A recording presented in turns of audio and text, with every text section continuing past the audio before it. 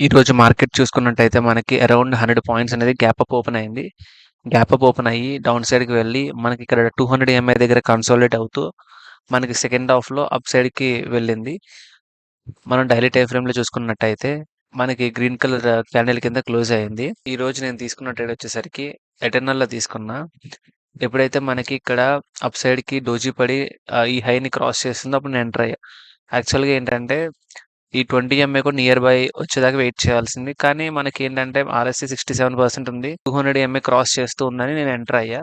కానీ 200 ఎంఏని మొత్తం 20 MA cross చేసి 20 ఎంఏ నియర్ మనకి ప్రైస్ ఉన్నప్పుడు తీసుకోవాల్సింది. చూసుకున్నట్టయితే మనకి ఇక్కడ ఎస్ఎల్ అనేది ఇక్కడ హిట్ అయింది. అప్ సైడ్‌కి వెళ్ళింది గానీ మళ్ళీ మనకి వెనక్కొచ్చి ఇక్కడ హిట్ అయ్యి కన్సాలిడేషన్‌లోకి వెళ్ళిపోయింది. నెక్స్ట్ వచ్చేసరికి నాల్కోలో తీసుకున్నా. ఇక్కడేంటంటే ఎగ్జాక్ట్ ఎంట్రీ తీసుకున్నా. మనకి కరెక్ట్‌గా 20 ఎంఏ దగ్గర 2 హ్యామర్ క్యాండిల్ పడినప్పుడు నేను ఎంటర్ అయ్యా. మనం చూసుకున్నట్టయితే ఇది ఒక మంచి ఎంట్రీ కింద మనం చూసుకోవచ్చు. దట్ మనకి ఆర్ఎస్‌సి చూసుకున్నట్టయితే 58% ఉంది.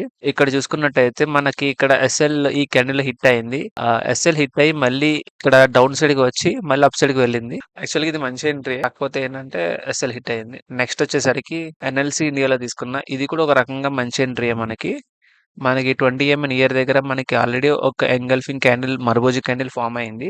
సో, ఆ క్యాండిల్ ఫామ్ అయిన తర్వాత అప్ సైడ్ నేను ఎంట్రీ తీసుకున్నా. మనకి చూసుకున్నట్టయితే ఇక్కడ 20 ఎంఏ, 200 ఎంఏ మరీ ఫార్ అవే లేదు.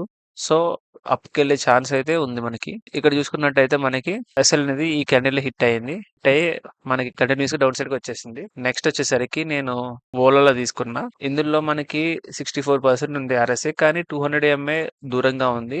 కానీ ఇక్కడ మనకి 20 నియర్ బై మనకి ఈ రెడ్ కలర్ క్యాండిల్‌ని ఈ 2 క్యాండిల్ యాంగిల్స్ చేసినాయి. సో, నేను అప్ సైడ్ ఎంట్రీ ప్లాన్ చేశా. అట్‌లీస్ట్ ఇక్కడి వరకు వెళ్ళొద్దని ఎక్స్‌పెక్ట్ చేశా. కానీ చూసుకున్నట్టయితే ప్రైస్ అప్ సైడ్‌కి మూవ్‌మెంట్ ఇచ్చి మళ్ళీ డౌన్ సైడ్‌కి వెళ్ళిపోయింది. యాక్చువల్‌గా ఏంటంటే పెద్దగా ఉంది. సో, మనకి మూవ్‌మెంట్ అంత ఉండకపోవచ్చు. నెక్స్ట్ వచ్చేసరికి విప్రో. ఇది కూడా నేను మంచి ఎంట్రీ తీసుకున్నా. మనకి 20 ఎంఏ నియర్ బై మనకి ఎంగల్ఫింగ్ క్యాండిల్ ఇక్కడ ఈ 2 క్యాండిల్ దీన్ని ఎంగల్ఫ్ చేసింది. మళ్ళీ అప్ సైడ్‌కి బ్రేక్‌ఔట్ అయింది. సో, ఇక్కడ ఎంటర్ అయ్యా. ఇక్కడ చూసుకున్నట్టయితే విప్రో నాకు ఇది ఎస్ఎల్ హిట్ అవ్వలేదు గానీ ఆల్మోస్ట్ బ్రేక్ ఈవెన్ దగ్గరలో క్లోజ్ చేశా. ఇక్కడ ఇవాళ మనం చూసుకున్నట్టయితే తీసుకున్న ప్రతి ట్రేడ్‌లోనూ ఆల్మోస్ట్ ఫస్ట్ క్యాండిల్ అనేది మనకి పెద్ద క్యాండిల్ ఉంది. సో, ఎటర్నల్‌లో సేమ్ ఉంది. నాల్కోలో సేమ్ ఉంది. ఎన్ఎల్‌సి ఇండియాలో సేమ్ ఉంది. ఓలాలో సేమ్ ఉంది. విప్రోలో సేమ్ ఉంది. సో, ఇంత పెద్ద క్యాండిల్ ఉండడం వల్ల ఏంటంటే మనకి ఆ రోజు మూవ్‌మెంట్ పెద్ద ఉండకపోవచ్చు. దట్ ఏంటంటే నేను 5 ట్రేడ్ ఒకేసారి తీసుకున్నా. సో, మార్కెట్ అప్ సైడ్‌కి టర్న్ అయింది గానీ ఫస్ట్ హాఫ్ మొత్తం డౌన్ సైడ్‌కి వెళ్తూ ఉంది. మన సెకండ్ హాఫ్‌లో ఎంట్రీ తీసుకున్నా మేబీ మనకి ప్లస్ అయ్యేది. మార్నింగే నేను ఎంటర్ అవ్వడం వల్ల నాకు ఎస్ఎల్ హిట్ అయ్యి డౌన్ సైడ్‌కి వెళ్ళిపోయినాయి. ఈవెన్ దో ఇవాళ మార్కెట్ అప్ సైడ్‌కి ఉన్నా సరే మనకి స్టాక్స్ అనేది డౌన్ సైడ్‌కి వెళ్ళినాయి. నేను తీసుకున్న స్టాక్స్ అనేవి.